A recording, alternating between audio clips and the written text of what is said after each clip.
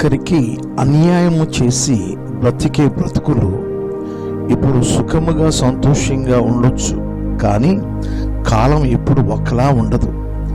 ఎంతటి వారైనా ఎప్పటికైనా అంతకు అంత అనుభవించక తప్పదు. న్యాయానికి నిదానంగా గెలుపు ఉంటుంది. బైబిల్ ఇలా చెప్తుంది. కొరింథీయులకు రాసిన మొదటి పత్రిక 6వ అధ్యాయం 9వ వాక్యం, అన్యాయస్తులు దేవుని రాజ్యమునకు వారసులు కానేరని మీకు తెలియదా? ప్రియ దేవుని పిల్లలారా, మీకు ఎవరైనా అన్యాయం చేస్తే దేవుడే తప్పకుండా తగిన కాలమందు ఆయన చూచుకుంటాడు తప్ప మీరు కుంగిపోవద్దు. దేవుడు న్యాయస్థుడు, ఆయన మితిలేని జ్ఞానం కలిగిన వాడు, మన పక్షంగా కార్యము జరిగించువాడు. దేవుడు మన పక్షంగా ఉన్నాడు.